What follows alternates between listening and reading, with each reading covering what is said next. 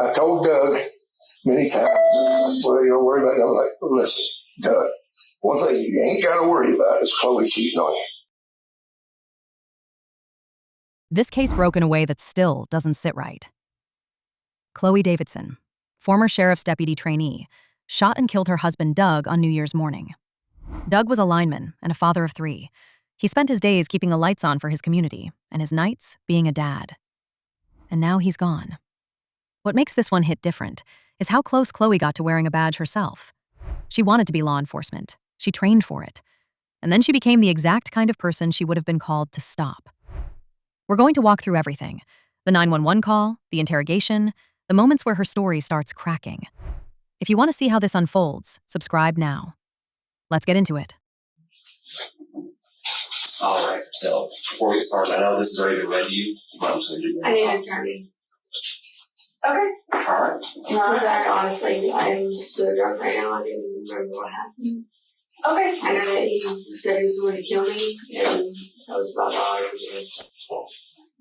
remember. Okay. Let me go grab the deputy real quick, and we will get you out there to jail or back to the house, okay? So right out the gate, she's asking for an attorney. Now, here's what's interesting about that. Chloe went through sheriff's deputy training. She knows the playbook. She knows what questions are coming, and she knows what answers can bury you. That request isn't panic. It's procedure. She's running the script she learned in training. The same training she got dismissed from after an incident with a superior officer. She didn't finish that program, but she remembered enough to know when to stop talking. Do you have any weapons or any firearms on you? No. For the time being, I'm going to take this off you, okay? All right. Puppies, come on, you guys got to back up. All right. No weapons, no firearms, nothing on you? No. He's not awake. Is he breathing? Doug, wake up. What'd you shoot him with? It was his gun. He was choking me. Doug. Ma'am, are you still there? Hang there. Is your gun secured? Good. Yes, it's secured. It's secured? And there it is. What did you shoot him with? Not, what happened, or, are you okay? The officer's first instinct is to ask about the weapon. That tells you something about what this scene looked like when they walked in. Doug Davidson was a lineman and a father of 3. He's lying there not breathing, and the responding officers aren't treating this like a mystery. They're treating it like a crime scene from the jump. Chloe's sitting cuffed in the back of that cruiser, and nobody's rushing to hear her side of things. She going to jail? Dad, I don't know yet. We haven't sat down and talked to her yet. Our understanding is she called and talked to you prior to, and then of course our CAD notes was there was a disturbance prior to all this happening. Didn't know if you'd be willing to tell us what y'all's phone conversation was about. I'm glad to. But I can't figure, there's parts I can't figure out. It was really short. Short. She said, Dad, I need you to come over. I said, Dad, I need you to come over. Doug and I got in a fight. He started choking me. He got the gun. He got his gun. I thought he was going to kill me, and I shot him. Okay. I said, you what? He said, I shot Doug. And I could hear in the background police radio or EMS or somebody. Okay. Somebody I could hear in the background. Okay. So, because my first thought was, well, call 911. Don't call me. Don't call 911. But I could hear the radios in the background, so there was no need to say that because 911 had obviously been called. Okay. And I said, okay, I'm on my way. And that was the conversation. Okay. So all she told me was, Doug choked me, and we got in a fight. Doug was choking me. I thought he was going to kill me. He got his gun. I thought he was going to kill me, and I shot him. Okay. Was there a struggle over the gun? I have no idea. No, and we don't know that either. I know nothing. Her father's voice is steady, but you can hear the gears grinding. He's a man processing the fact that his daughter just called him to say she killed someone. And notice what Chloe tells him. Doug choked her. Doug got the gun. She thought she was going to die. That's a very specific sequence, a rehearsed one almost. What's interesting is her father's first instinct wasn't to call 911 for her. He heard the radios in the background and knew someone already had. This man raised a daughter who wanted to be a deputy so badly, she started over with a photography business after washing out of the academy. Now he's sitting across from detectives trying to reconcile that ambition with a body on the floor. Do you know where they were at prior to all of this I do happening? not. They brought the kids over. About what time was that? It was earlier than what I thought it would be. I want to say 6:30-ish. Okay. It was after dark. At 6:30. You ought to even notice there's this truck there. A truck is there. And how the hell did they get there? She called me at 1 o'clock this morning, or this afternoon. Dad, can you watch, is Mom working tomorrow? I said, no, because they're supposed to come home for dinner. And Chloe and the family. And I said, no. Her mom works in Navy Federal, works at home. Oh, okay. From home. Yeah. So whenever, and just like she worked some holidays, Thanksgiving, so if she worked, she couldn't come. Mm-hmm. You know, they couldn't have anybody over because it was in the background. Yeah. So, anyway, I said, no, she's not working. And she goes, well, we were thinking about taking the kids to downtown, but Doug and I want to go out. I'm like, okay, we all need some me time. Mm-hmm. And so she was asking why. I was like, sure, bring them on over. And I guess it was 6:30. She called shortly before. I get my phone and look at the phone log, tell you, because she called when she left the house. Okay. They brought her car and Doug's car, and they left her car and took Doug's truck. So they showed up in two separate vehicles at your house? Okay, yes. And then got in the truck and dropped off the kids, two of the kids. Where's Kai? Oh, Kai's for spending the night with a friend. I don't know what friend, but Kai's 3 kids. Kai 13. Okay. Kai 13, Dawson 11, and Jack 3. Okay. So he, anyway, where's Kai? Kai spent the night with a friend. And, oh boy, this is really ironic. And, anyway,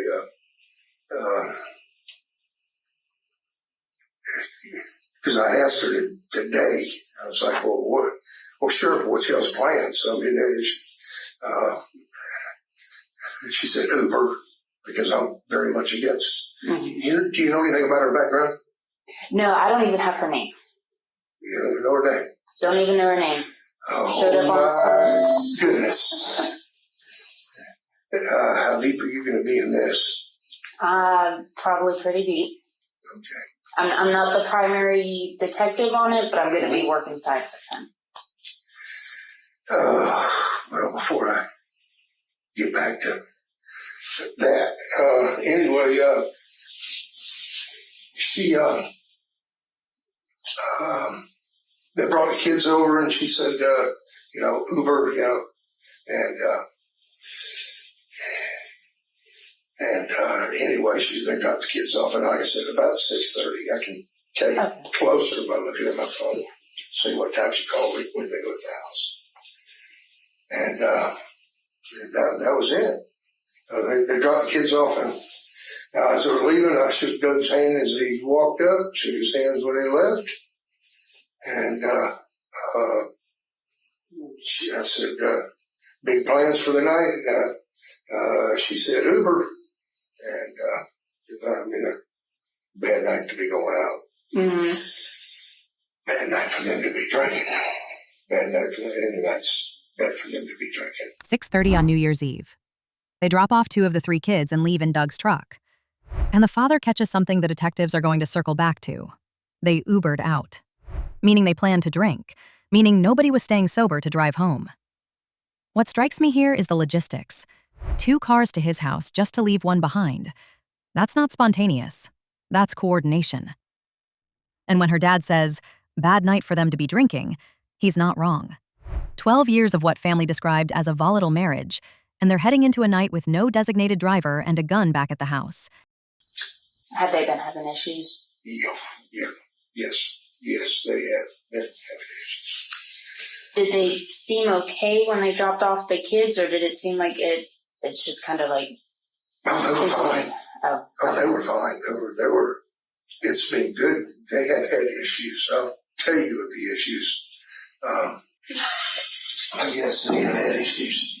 And it was good to see them Christmas really getting along really good. Okay. They've had, oh Lord, could I tell you stories? How long have they been together? I want to say 11 years. No, 12 and a half years. Okay. They've been married, I think 7, 8 years. Mm-hmm. They had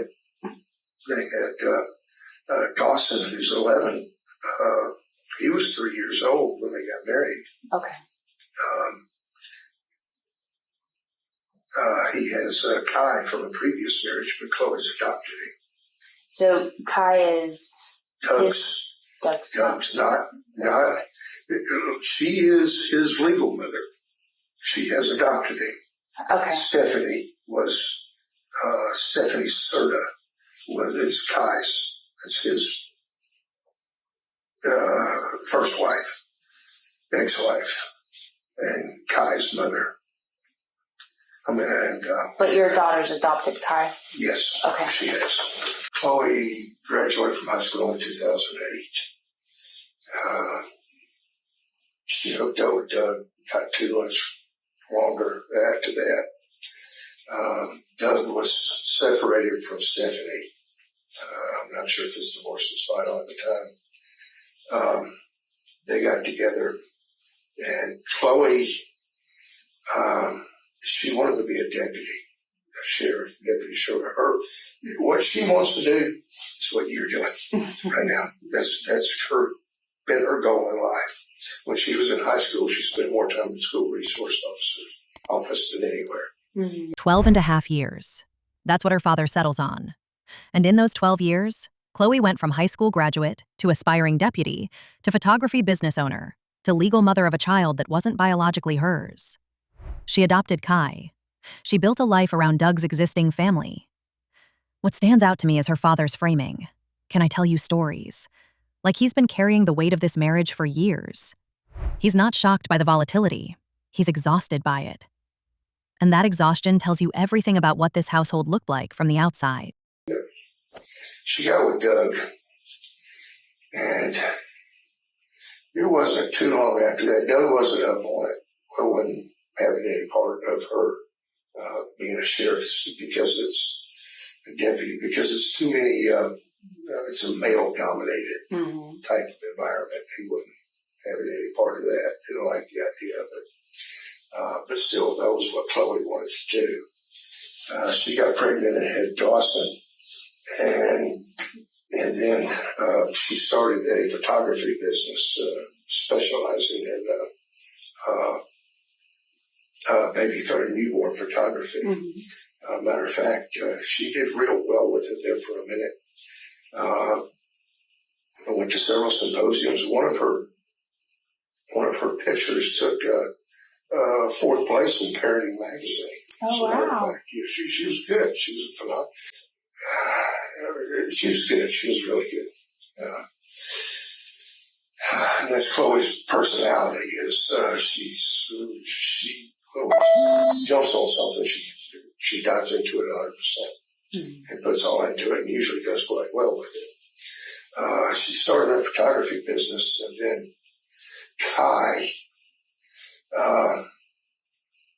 Kai came down with leukemia. And he had leukemia, I want to say, about 3 years. And she basically had to back off the photography because of Kai. She was his full-time caregiver. Mm-hmm. And as a matter of fact, at one point, he was a Sacred Heart. They pronounced him terminal. They couldn't do anything more for him. He got, whatever, forget the acronym, but it's for the capillaries in the liver because of the chemotherapy. Close up and the blood no longer flows through the liver. Gotcha. And he bloated up, and they pronounced him terminal, but there was a experimental drug, that was going through clinical trials in Jacksonville, Children's Hospital in Jacksonville. So he was, life-flighted over there with a 30% chance of it working. I thought he was going to come home in a box. 3 weeks later, he came home. A couple years later, he went into remission. And he's now 13. And Kai, I want to say, was 5. Doug didn't want her in law enforcement. A male-dominated environment, he said. And what's interesting is that tracks with patterns we see in controlling relationships. One partner systematically dismantling the other's professional ambitions. She pivots to photography and excels at it. 4th place in a national publication. Then Kai gets sick, and she becomes his full-time caregiver through a terminal diagnosis and experimental treatment.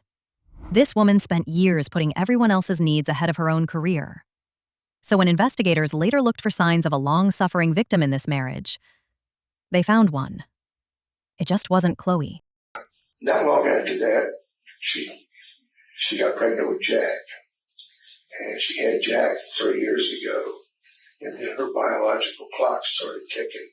And she still all along wanted to be a deputy. Wanted to be what you are. You want to be an investigator. And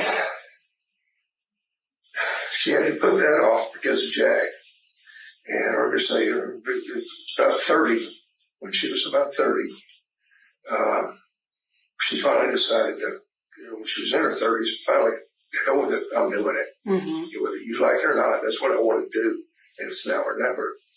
So when she rolled over at Georgetown, and August 16th last year,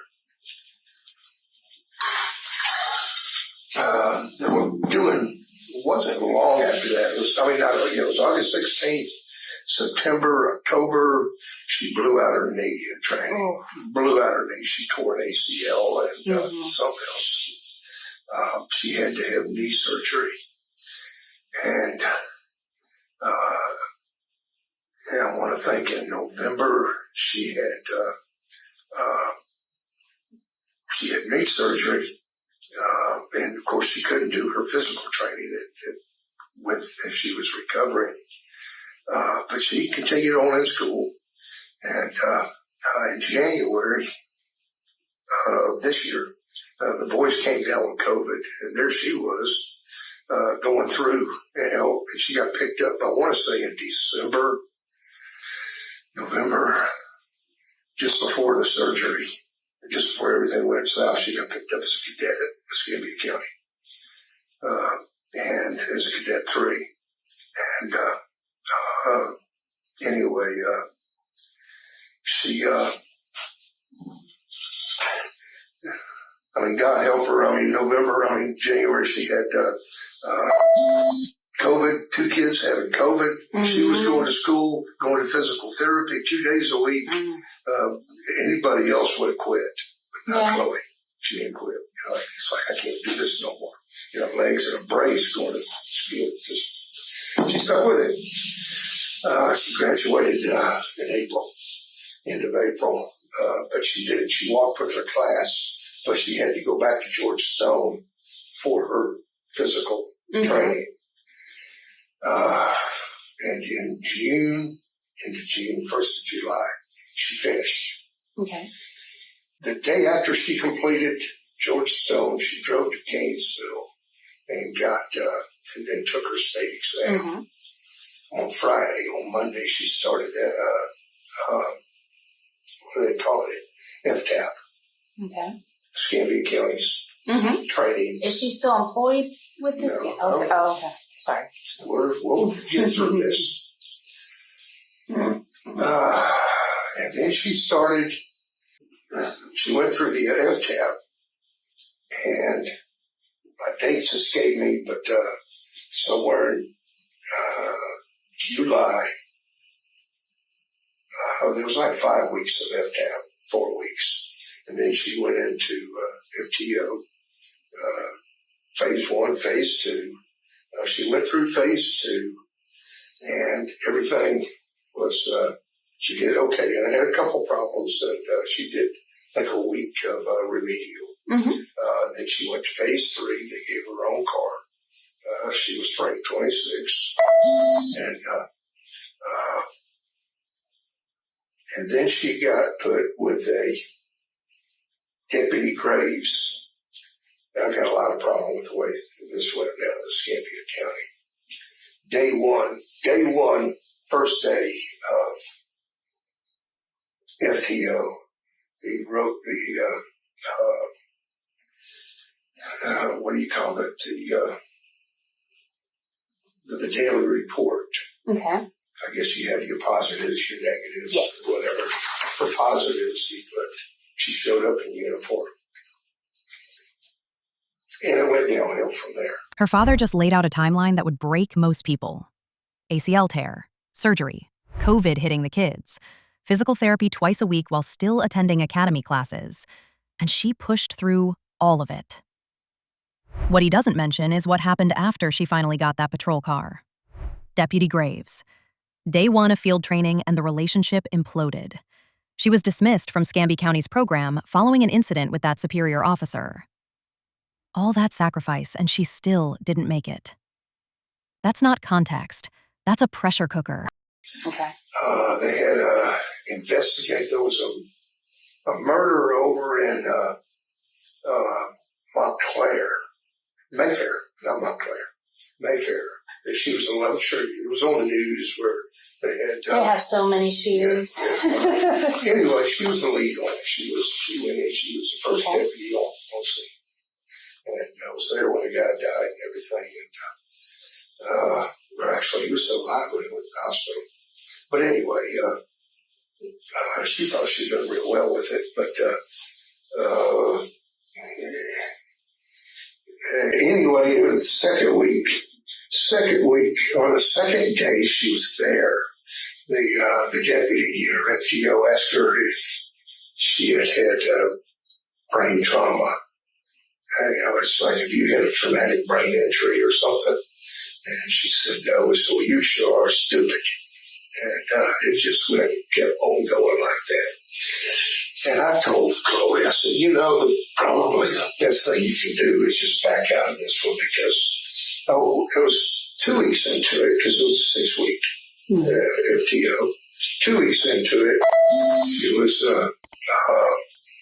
one of the officers had some kind of thing in there. She was at another scene, and one of the officers had some kind of flashlight carrier on his vest, and she asked where he got it because she'd like to have one. And her FTO told her, don't bother. She said, don't bother, you're not going to need it. And after I heard that one, it's like, I spent 30 years in the Marine Corps. I know how the things work. Mm-hmm. When you want to get rid of somebody, you build your building blocks. Yeah. And you make it happen. Whether it's personal or professional. Anyway, it went on. A few weeks into it, she went with her FTO in there and went with another FTO. The FTO said she was fine. As a matter of fact, gave her a good DOR.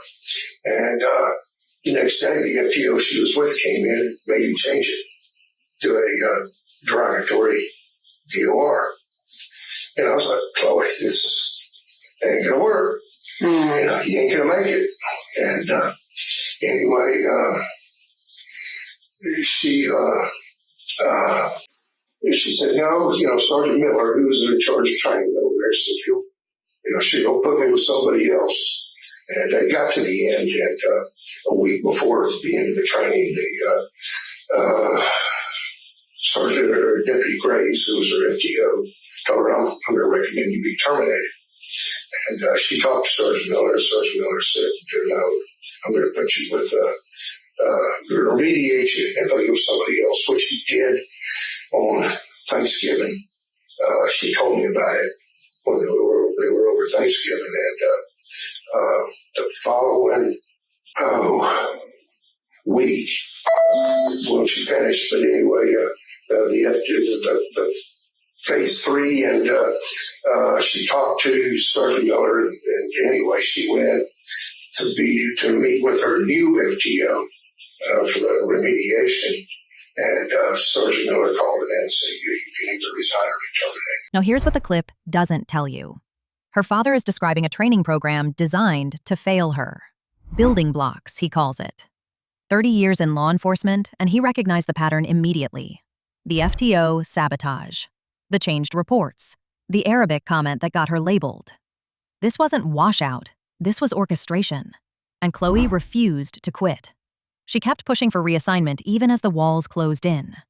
That determination got her through surgery and COVID and physical therapy. It also meant she never learned when to walk away. And apparently what had happened was Graves, Sergeant Miller, who was going to remediate her, Graves went over his head and talked to his boss, Gotcha. the lieutenant, and the lieutenant said, get rid of her. And that was the end of that. Okay. But so Chloe has training in law enforcement. Mm-hmm. What does Doug do? Doug is a lineman for Gulf Power. Okay. So when they first met, he was a power plant operator out of Chris Plant. And when Florida Power and Light bought out Gulf Power a couple of years ago, they converted Chris Plant to a natural gas from a coal. The coal took 200 employees, natural gas to 20-something. So almost 200 people had to walk or get paint chips or whatever. So he went from a level 3, power plant operator to being an apprentice lineman. Pay cut in half from $50-something an hour to $26 an hour. Yeah. It hurt. Mm-hmm. But at least he still had a job where he could Yeah. just lay back up. And that's probably, I want to say, been 2 years. Okay. But anyway. What, So, you want to know about their recent problems. Mm-hmm. Doug, I always thought was a really good husband. Doug took a $50,000 pay cut and stayed. That's what this clip tells us about him. When Florida Power and Light gutted his plant, he didn't bail on his family. He adapted, went from operator to lineman, and kept showing up. 3 kids depended on him. And now those 3 kids have neither parent. 1 dead, and 1 heading toward life without parole when sentencing hits in August. The Davidson case isn't just about what happened New Year's morning. It's about what we do with stories like this, how we recognize the warning signs before they become body counts. Doug deserved better. His children still do. I thought a good couple, and they've never really had issues. Doug has always been very possessive of Chloe. Okay. But like I told Doug, and I told him several times, see, Chloe she despises any cheaters. She despises cheaters. The worst thing in her book is a cheater. Okay. And I told Doug many times, well, you don't worry about it. I'm like, listen, Doug, one thing you ain't got to worry about is Chloe cheating on you. That's one thing you ain't got to worry about. That will never happen. And well, anyway,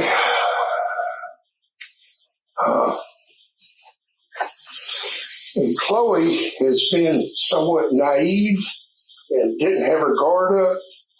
Well, on Halloween night, this was 2 other things with Grace. Fantastic. Halloween night, Chloe's favorite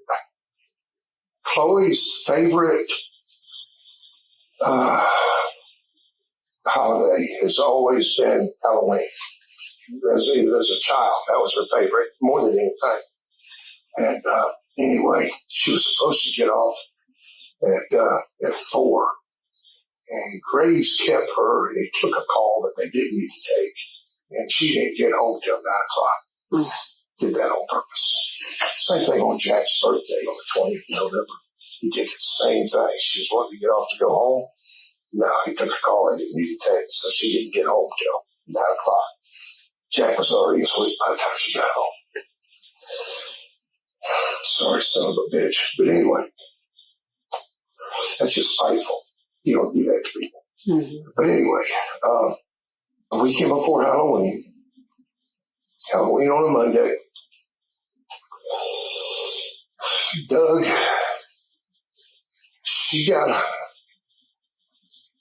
he called, and he was at a party, and he had the kids, and she had to go get the kids. And anyway, she went and got them. And when he got off, this was on Saturday night, he didn't come home at 4 o'clock in the morning. Well, anyway, flash forward 2 days, Halloween night, when Chloe finally got off, she got home, and he wasn't there. He was out trick-or-treating with kids somewhere else. And somewhere else was around the corner here somewhere, close to here. And apparently, he was with Jack's aunt, some woman named Kim. I know Kim, what Kim's last name, and I don't know the exact relation. I know that it's Aunt Kim. But anyway, Chloe had never suspected anything. But anyway, when he finally came home, she was pretty upset because he didn't come home until about 11 o'clock on Halloween night. And with Jack and Dawson, Kyle was at a friend's. And anyway, she got a hold of his phone, which she had never done before. But let's just say there had been a lot of communication between Doug and Kim. And Kim is no relation to you guys? No, I don't even know who she is. I couldn't pick her out of a crowd of 2. Okay. I don't know who she is. She is Kai's aunt. Now, okay. I don't think that it's Stephanie's sister. I think there's a marriage in there somewhere, a second aunt or something, but I don't know. What you just heard was a father trying to make sense of infidelity rumors 2 months before his son-in-law ended up dead. But here's what he doesn't know yet. Kim, the woman Doug was allegedly seeing, was interviewed separately by investigators. She denied any romantic involvement, said they were friends, nothing more. The jury heard both versions and still came back with first-degree murder in 3 days. Whatever happened between Doug and Kim on Halloween night doesn't change what happened New Year's morning. And it doesn't change what comes next. If you want to follow more cases like this one, cases where the evidence does the talking and the victims get the respect they deserve, subscribe. More breakdowns are coming.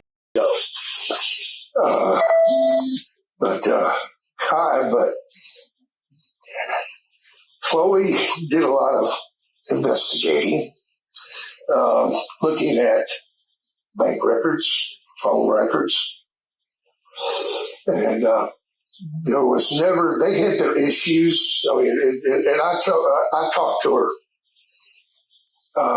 and she was 100%. She called one day, and Doug,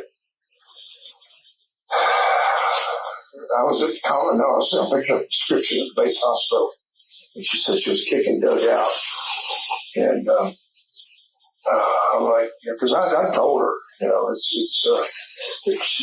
through it all, there was never any proof, never admitted, never any proof, and never any real there that they had anything really going other than a lot of communication. Okay.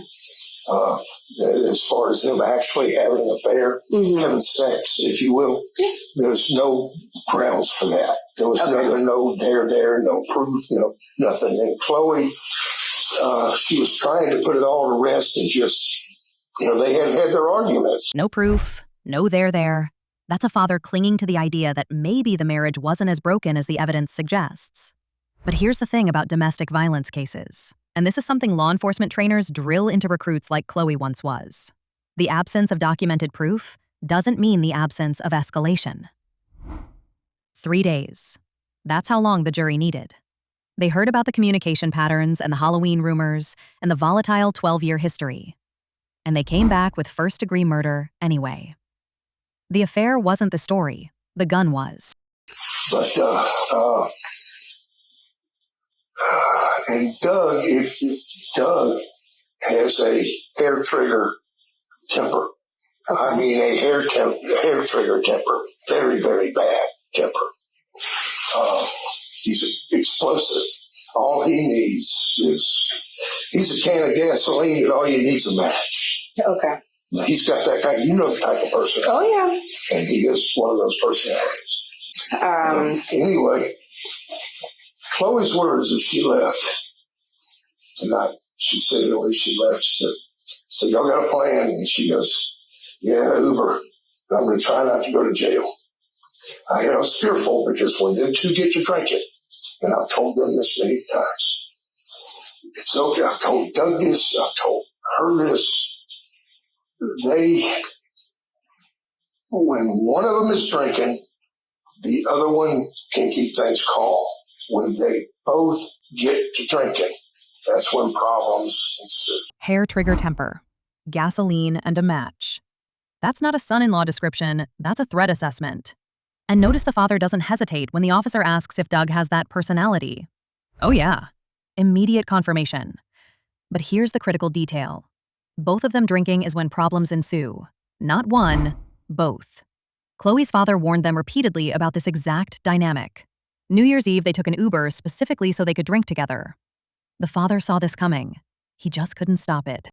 And with the current, Aunt Kim situation. Yeah, explosive.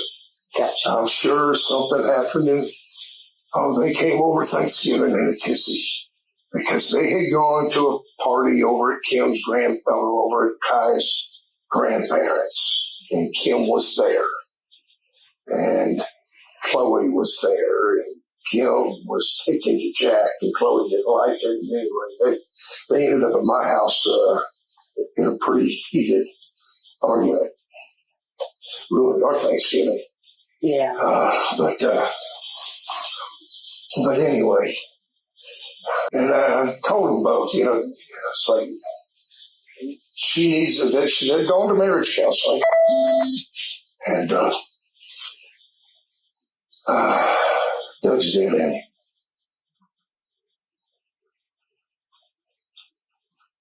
he? What are they going to do with Chloe? I have no idea yet. Any idea when I can come get her? Or I can, or is she going to jail? That I don't know yet. I can give you a call afterwards and kind of update you a little bit on which way it ends up going. Obviously, I'm not over there at the house. The lead detective is over there right now. That's why I got the phone call. And I don't know how y'all treat it. I don't know what y'all do with it. But I would take great credence in the words that Chloe said to me. Okay. I thought he was going to kill me. I thought he was going to kill me. That's what Chloe told her father. And now he's sitting across from a detective repeating those words back. Because his daughter shot her husband dead on New Year's morning. The father came into this interview trying to contextualize 12 years of volatility. He talked about Thanksgiving, where the couple showed up to his house after a party, and Chloe was upset enough to say they ruined the holiday. He told them both point blank they needed marriage counseling. And what did they do with that advice? Nothing. They kept drinking together. They kept escalating. They kept ignoring every warning sign that a man who'd watched them for over a decade could see plain as day. But here's what lands hardest in this final exchange. The detective tells him to take great credence in the words that the complainant made. Not Chloe's words. Doug's actions, as interpreted through Chloe's fear. I thought he was going to kill me. That statement is now the fulcrum of this entire case.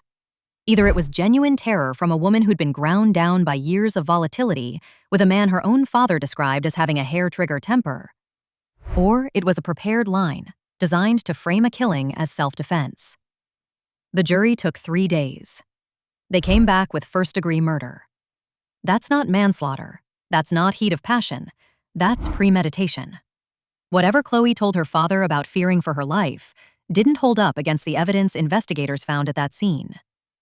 And I keep coming back to Doug, a lineman who took a $50,000 pay cut rather than uproot his kids. A father of 3 who adapted when his career got downsized and kept showing up. Did he have a temper? His father-in-law says yes without hesitation. Were there problems in that marriage? Clearly. But Doug Davidson is not here to tell his side of anything. His voice got silenced on New Year's morning. And what we're left with is Chloe's version, filtered through her father's grief and a detective's careful questions. Chloe's sentencing is scheduled for August 15th. She's facing life without parole. 3 children lost their father, and now they're watching their mother go to prison for killing him. There is no version of this story where anyone wins. The father who warned them about drinking together has to live with being right. The kids have to grow up carrying this. And Doug? Doug is just gone. What strikes me about this case is how visible the warning signs were. The volatility, the drinking, the temper. The failed career that left Chloe without direction. Her own father could see the collision coming and still couldn't stop it. That's the tragedy underneath the tragedy. Sometimes people see exactly what's about to happen, and they're still powerless to prevent it. If you want to see another case where someone thought they could talk their way out of consequences after pulling a trigger, then stick around. I covered a 23-year-old mom who shot and killed her daughter's grandmother at a Starbucks and genuinely believed she was going home that night. The disconnect between what she did and what she expected to happen is something else entirely. But for now, this case belongs to Doug Davidson, lineman, father, the man who stayed when it would have been easier to leave. Whatever happened in that house on New Year's morning cost him everything, and cost his kids even more.